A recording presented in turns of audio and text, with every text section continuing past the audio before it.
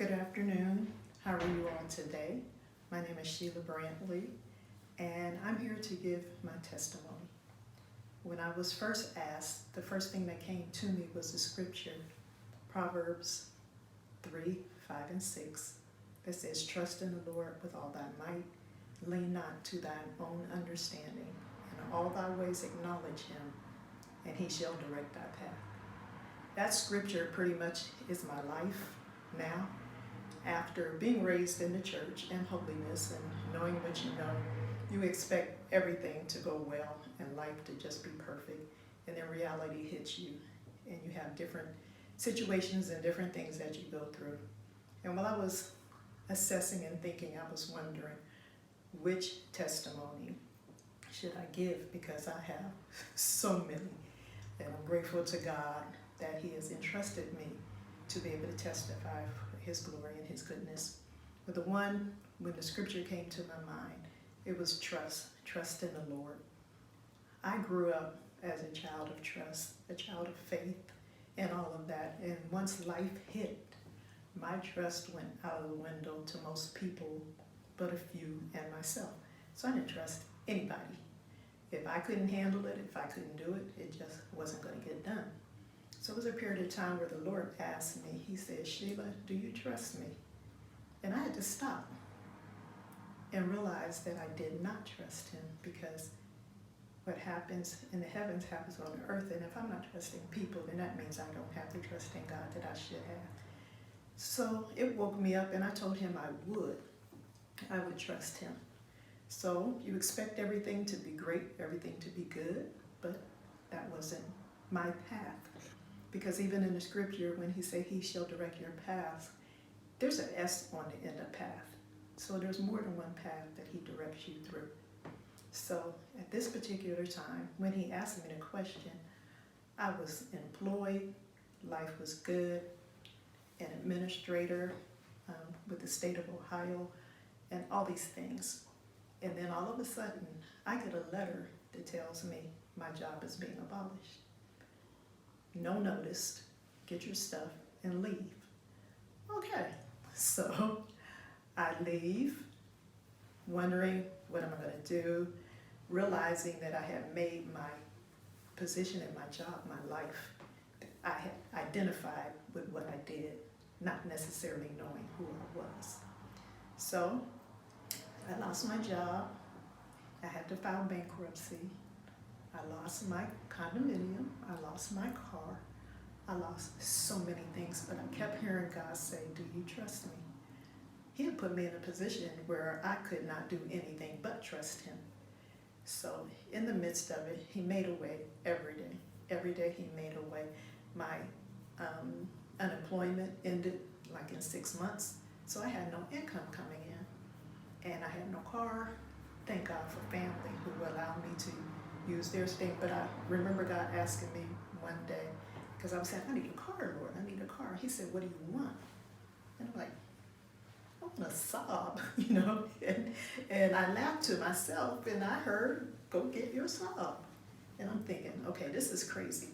But I did. I went out of town, talked to the man, told the man, "I like this car. I have no income. I have no way that I can pay you, but I just really feel like this is my car, and I could get you a cosigner, I could do all of that." In the midst of this walk, I go home, because I had to go out of town, because there's no Saab dealership really in Youngstown. And I get back, I get a call the next day that says, "Sheila, come and pick up your car." And I'm like, "Are you serious?" I said, "Yes, come pick up your car." So I went out there, believing but not believing, didn't need a cosigner, didn't need anything. So this was the beginning of a new path, a new journey of trust with just me and the Lord. After a couple months of that, I received a call. My son had moved out of town. He's sick. I have to get in the car, go see what's going on with him. It's okay. I'm like, okay, I trust you, God.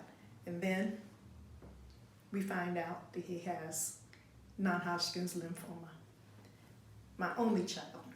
So I'm like, okay, God, you asked me to trust you. I'm going to trust you in this. He was out of town. We tried to work everything out. We were able to bring him back home to Youngstown. God overturned it, he worked it, he blessed it, and he handled that.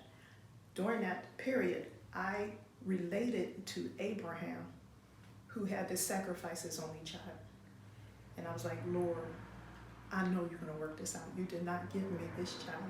Put him in my hands to raise for him to be an orphan, which is a testimony from years ago, because as soon as he was born, not too long after that, I was diagnosed with cancer, a very rare cancer, and they told me I had 6 months to live. So I'm telling the Lord, you brought me through this. I know you could bring him through this. You still don't have him here for this. I'm just sharing with you all how when people say you don't look like what you've been through, I know that God is a keeper, he's a healer, he's a way maker. He'll give you the desires of your heart, such as a car, and he will let you keep it. Every single dime that I received, and how God worked that situation with having no income for like 7 months. So we have to learn to trust God, trust him in everything, not just this, not just that, everything, because he will direct our path. One of my paths was through sickness. One of my paths was through bankruptcy. One of my paths, but he directed me through them. We have to give God, we have to acknowledge him, as the scripture says. When we acknowledge him, there's nothing that we can't have, that he will withhold from us, that he will do, unless it's not that time. I know him to be all in all to me. Growing up the way we did and how we did, my path took a totally different turn than most of the people that I grew up with and that I love. You know, you think you're going to be married forever. You find out it's not true.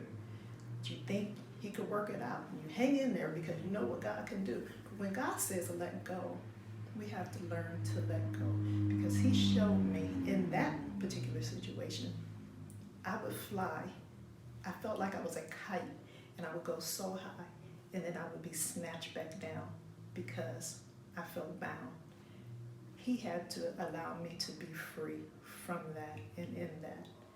So I want to encourage who's ever on this line, wherever you are going through the good, because he's brought me through some wonderful things, so I can't not agree to that or share that with you.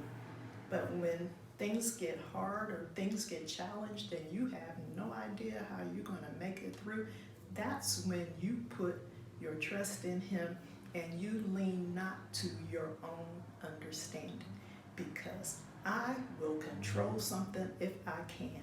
And he put me in situations where, okay, Sheila, you can't do anything about this, so where are you now? And I'll have to say, hands are up, God. You have to do this.